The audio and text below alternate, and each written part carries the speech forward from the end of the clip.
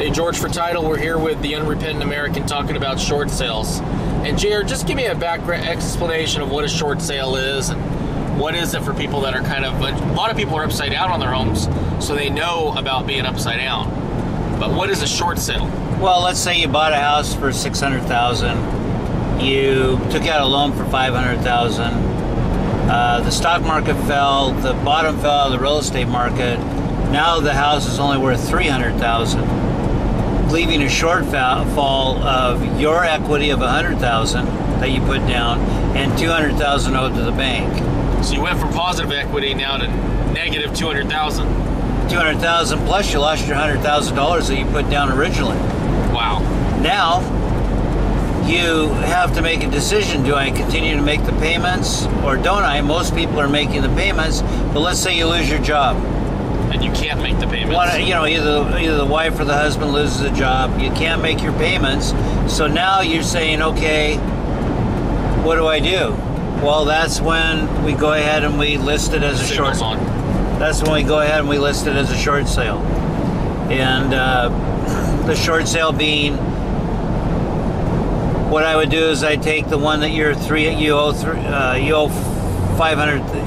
$500,000 on. I go ahead and list it for at market price. At market price, and I go ahead and do a comp and do an analyzation of the property. It'd probably come up to about 300, maybe 275, and that's what I'd list it at.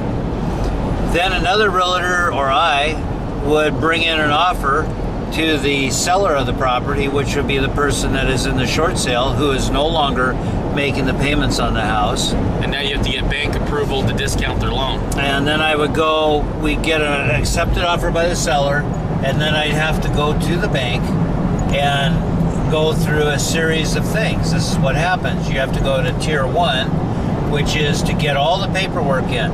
That has the note, everything. You have to get a representative such as myself to be authorized on your account. And then past that, you get all the information in with all the loan numbers attached to all the paperwork. Then from there, they process it. Then you call up and they determine whether the property qualifies for a short sale. It's a huge amount of paperwork, it sounds like. It is. It's about 30 or 40 pages of paperwork. Oh, God. Now then you have the offer come in, which is another 27 pages. Oh, God. And you get that all submitted to the bank, to the short sale department. Then what happens after that, it gets assigned to a negotiator. This is where it gets interesting, because a lot of people don't understand now at this point, it's not just a done deal. Right. There's a lot you can do as a realtor to make this deal happen. Now we have an accepted offer. Okay. And we also have all the paperwork, and we have a hardship letter in from the seller, and why they can't make the payments anymore. They lost their job. They're just not able to keep up with the payments, and they no longer can afford the amount of money. And so then from that point, then we go ahead and goes to Tier 2. Tier 2 now is a negotiator. That's the person that comes back and says, okay, we're going to pull an appraisal, and we want a broker's price opinion, which is called a BPO. So I'll go ahead and do a BPO. They'll call up another realtor from a different company and do a BPO, and then they'll also send out, and if the offers are what they feel is reasonable, they'll do an appraisal to see how close we are on the offering price. A full-blown appraisal. Full-blown appraisal. The bank pays for that. And all this takes a certain amount of time. This takes, I just had one go through in 2 months, which is a phenomenal speed record. Generally, it takes 4 to 5 months to get to Tier 2. Oh, my God.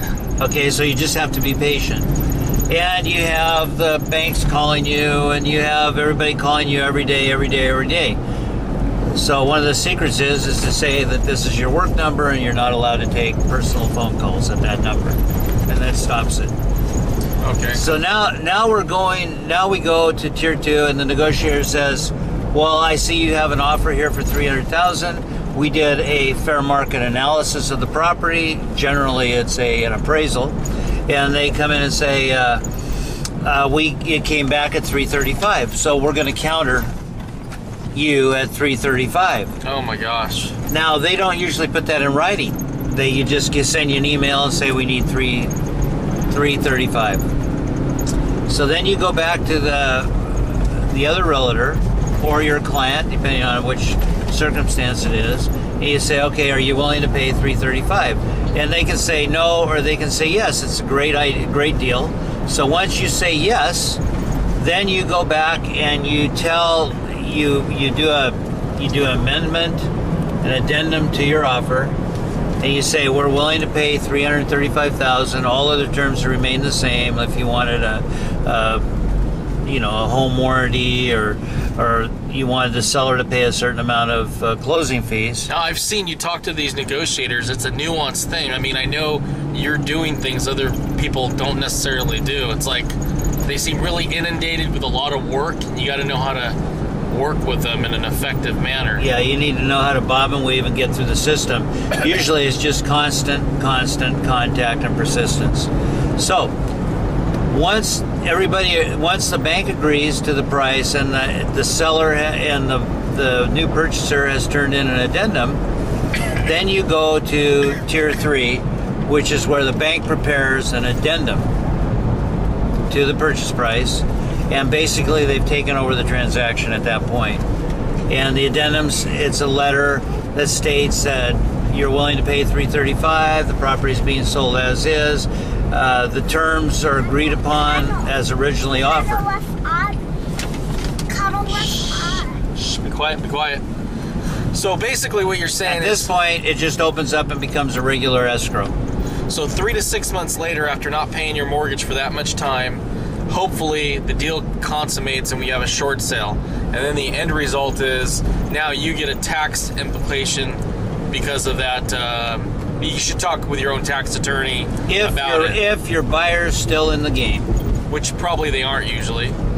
We lose about 50% of the buyers. Okay. They find another home where they can buy it as a bank repossession, or they find somebody that's willing to negotiate and they buy another home. But let's say 50% happen, then you go into a regular escrow. Now, once the transaction closes, the seller is going to get from the bank a 1099 unless he excludes that in his negotiations on tier 3 with the bank and says, I don't want a 1099, I don't want to pay any taxes on the sale. And people probably don't know that you can negotiate that with the bank. You can negotiate it. Sometimes they will and sometimes they won't negotiate it.